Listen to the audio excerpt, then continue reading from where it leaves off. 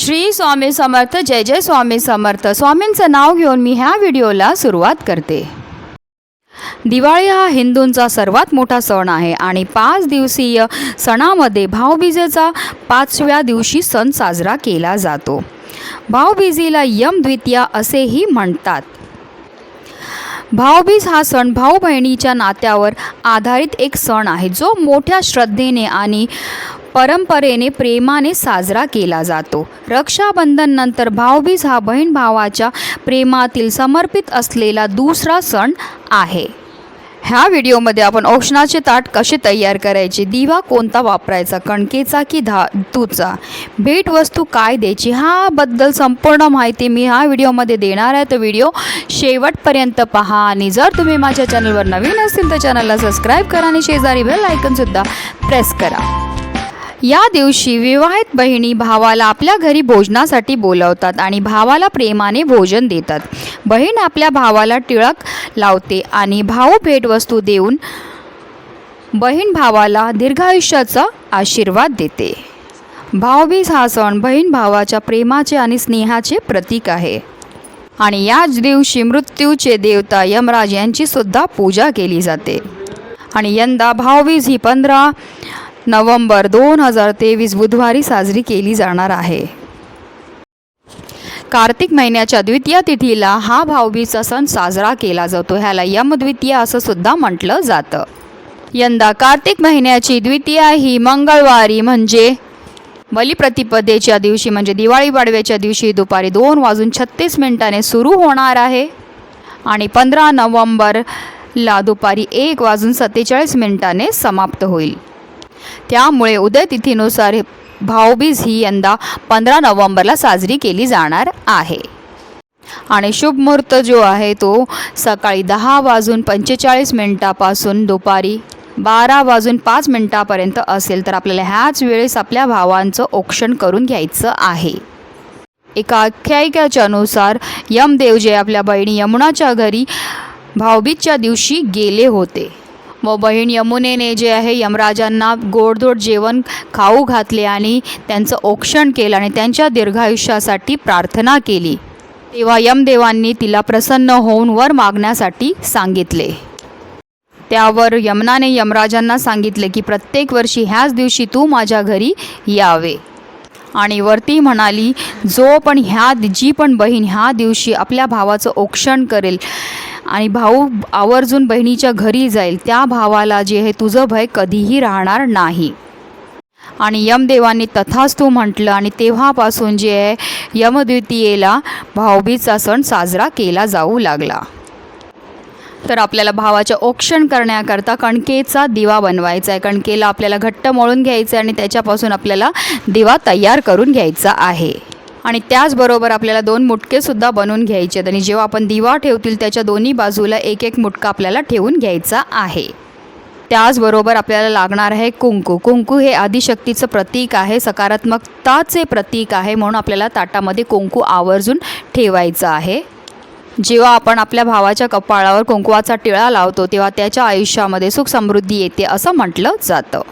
त्याचबरोबर आपल्याला ताटामध्ये अक्षता ठेवायच्या. जेव्हा आपण कुंकू लावतील त्याच्यावरती आपल्या जेव्हा भावाच्या कपाळावर कुंकुवावरती आपल्याला अक्षता लावायच्या, त्याच्या डोक्यावर अक्षता टाकायच्यात. कारण असं म्हटलं जातं की अक्षता ज्या आहेत त्या दीर्घायुषी असतात. आणि फक्त लक्ष तुम्हाला एवढं ठेवायचं आहे की ज्या अक्षता आपण ताटात घेणार त्या कुठेही तुटलेल्या वगैरे नाही घ्यायच्यात. अखंड अक्षता आपल्याला ताटामध्ये ठेवायच्या आहेत. त्याचबरोबर अक्षताला संपन्नतेचं प्रतीकसुद्धा मानलं जातं. त्याचबरोबर सोनं आणि सुपारी आपल्याला ताटामध्ये ठेवायचं औक्षणाच्या, कारण सुपारी ही अविनाशी असते. त्याच्याचमुळे आपल्या भावाचं आयुष्यसुद्धा त्या सुपारीप्रमाणे अविनाशी असावं आणि सोन्याप्रमाणे त्याचं आयुष्य आपल्या भावाचं आयुष्य उजळून जावं. त्याच्याचमुळे आपल्याला औक्षणाच्या ताटामध्ये सुपारी आणि जे सोनं आहे ते आवर्जून ठेवायचं आहे. औक्षणाच्या ताटामध्ये आवर्जून मिठाईसुद्धा असलीच पाहिजे, कारण बहीण भावाच्या नात्यामध्ये कायम गोडवा राहावं हे त्याचं प्रतीक म्हटलं जातं. आणि त्याचबरोबर आपण औक्षणाच्या ताटामध्ये कणकेचा दिवा घेणार आहेत आणि कणकेचा जो दिवा असतो आणि त्याच्यामध्ये जी आपण ज्योती पेटवतो तर ज्योतीमध्ये जे आहे साक्षात अग्निदेवांचा वास असतो आणि आपल्या भावाच्या आयुष्यामध्ये कोणत्याही प्रकारचं संकट किंवा कोणत्याही प्रकारचं त्रास होणार असेल तर तो दिवा दूर करत असतो असं म्हटलं जातं. औक्षण हे ह्याच पद्धतीने केलं पाहिजे. रक्षाबंधन असो, भाऊबीज असो, अशाच पद्धतीने आपल्याला रक्षाबंधनचं किंवा भाऊबीजचं औक्षण करायचं आहे. आणि त्याचबरोबर अजून एक महत्त्वाची वस्तू जी औक्षणाच्या ताटामध्ये असली पाहिजे ते म्हणजे श्रीफळ किंवा नारळ. नारळाला रक्षासूत बांधायचं आहे आणि नारळ जेव्हा आपण औक्षण करतील त्याच्यानंतर आपल्या भावाला आपल्याला द्यायचं आहे, जेणेकरून त्याच्या आयुष्यामध्ये सुख समृद्धी नांदली पाहिजे.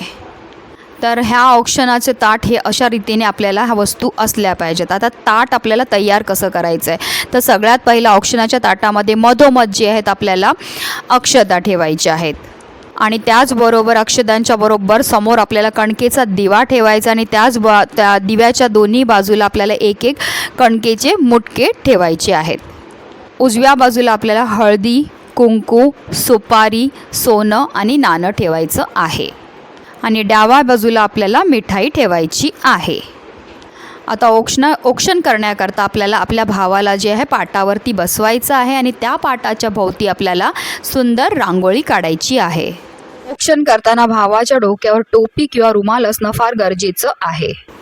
आणि सगळ्यात पहिलं आपल्याला आपल्या भावाला कुंकवाचा टिळा लावायचा. टिळा लावताना कुंकू थोडंसं ओलं करून घ्यायचं आहे आणि खालून वर असं आपल्याला त्याच्या डोक्यावर टिळा लावून घ्यायचा आहे आणि त्याच्यावरती आपल्याला अक्षता लावायच्या आहेत आणि त्याच थोड्याशा अक्षता त्याच्या डोक्यावर सुद्धा टाकायच्या आहेत.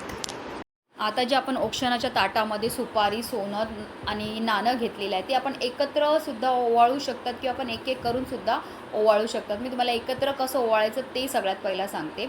सगळ्यात पहिला ते तिन्ही वस्तू आपल्या भावाच्या कपाळावर म्हणजे भुवयांच्या मधोमध टेकवायचं आहे आणि त्यानंतर जे आहे उजवीकडून डावीकडे आणि डावीकडून उजवीकडे असं 3 वेळा आपल्याला करून घ्यायचं आहे. कपाळाच्या मधोमध जेव्हा आपण हे सोनं किंवा नाणं लावत असतो तर त्याच्यामुळे जे महादेवांच्या ज्या प्रखर लहरी असतात, ज्या पॉझिटिव्ह वाईब्स असतात त्या आपल्या भावांना मिळत असतात. म्हणून ते नाणं किंवा सोनं किंवा आपण सुपारी जी आहे सगळ्यात पहिला डोक्याच्या मधोमध लावायची असते. अशा रीती आपल्याला आपल्या भावाचं औक्षण करायचं आहे आणि त्याच्यानंतर जे आपण कणकेच्या दिव्याच्या बाजूला जे 2 मुटके ठेवलेले आहेत ते दोन्ही हातामध्ये घ्यायचे आहेत आणि त्याने आपल्या भावाची आपल्याला नजर काढायची आहे आणि बोलायचं आहे, इडा पिडा टळू दे आणि बळीचं राज्य येऊ दे असं म्हणायचं आहे. असं आपल्याला म्हणत जे आहे आपल्या भावाची 3 वेळा आपल्याला नजर काढून घ्यायची आहे. आणि यानंतर पुन्हा ते मुटके ज्या ठिकाणं म्हणजे आपल्या ताटामधनं आपण उचलले त्या ठिकाणी पुन्हा ठेवून द्यायचे आहेत आणि त्यानंतर जे आहे आपल्याला दिव्याने कणकेच्या दिव्याने जे आहे आपल्या भावाचं औक्षण करून घ्यायचं आहे. आणि ह्या कणकेच्या दिव्याने सुद्धा आपल्या भावाचं आपल्याला 3 वेळा औक्षण करायचं. औक्षण करताना तुम्हाला लक्षात ठेवायचे की जो दिव्याचा प्रकाश आहे तो आपल्या भावाच्या चेहऱ्यावर पडला पाहिजे आणि औक्षण करताना आपल्या मनामध्ये आपल्या भावाला दीर्घायुष्य मिळावं, त्याला सुख समृद्धी मिळावं, त्याच्या आयुष्यामध्ये भरभराट मिळावं ह्याची आपल्याला प्रार्थनासुद्धा करायची आहे. आणि त्यानंतर जे आहे आपल्या भावाला आपण जे रक्षासूत बांधलेला नारळ आहे तो आपल्याला त्याला द्यायचा आहे आणि भावाने आपल्या बहिणीला जे आहे त्याच्यानंतर भेटवस्तूसुद्धा द्यायची आहे. जर भावापेक्षा बहीण लहान असेल आणि ती शिकत असेल तर तिला अभ्यासासंबंधित वस्तू देऊ शकतात. ते शुभ मानलं गेलेलं आहे. जसं कंपॉक्स आहे, पेन आहे, लॅपटॉप आहे, मोबाईल आहे, ह्या सगळ्या वस्तू तिला आवर्जून देऊ शकतात. त्याचप्रमाणे जे आहे आपण बहिणी असतील तर बहिणींना कपडे दिलेले खूपच शुभ असतं. कारण असं म्हटलं जातं की बाईमध्ये माता लक्ष्मीचा वास असतो आणि जर बहीण खुश असेल तर माता लक्ष्मीसुद्धा आपल्यावर प्रसन्न असते. त्याच्यामुळे आपल्या बहिणीला आपण कपडे देऊ शकतो. फक्त एक लक्षात ठेवायचं की आपल्याला रुमाल द्यायचा नाही आहे. त्याचबरोबर काळे किंवा भडक रंगाचे कपडे अजिबात आपल्या बहिणीला देऊ नका. त्याचबरोबर अजून काही वस्तू आहेत ज्या आवर्जून भावाने अजिबात आपल्या बहिणीला द्यायच्या नाही. त्या म्हणजे धारदार वस्तू जसं की चाकूचा सेट किंवा मिक्सर, ग्राइंडर ह्या सगळ्यासारख्या वस्तू अजिबात देऊ नये. आणि त्याचबरोबर जे आहे बहिणीला चप्पल आवडतात म्हणून चप्पल गिफ्ट करणं हे पण भाऊबीजच्या दिवशी तरी अजिबातच करू नये. एरवी तुम्ही दिलं तर हरकत नाही, पण ह्या काही विशेष दिवसांमध्ये अशा गोष्टी देणं अशुभ मानलं गेलेलं आहे. त्याचबरोबर काचेच्या वस्तू म्हणजे आरसा आहे, फोटो फ्रेम आहे, ह्या वस्तूसुद्धा अजिबात देऊ नका. ज्योतिषशास्त्रानुसार ह्या वस्तू देणं अशुभ मानलेलं आहे, ज्याच्यामुळे आपल्या बहिणीचं अहित होईल. अशा कोणत्याही वस्तू आपल्या बहिणीला भाऊबीजच्या दिवशी कोणत्याही भावाने भेट देऊ नये. आणि त्याचबरोबर बहिणीला जे आहे देवांच्या मूर्त्या, देवांचे फोटोज हे सुद्धा अजिबात भेट म्हणून देऊ नका.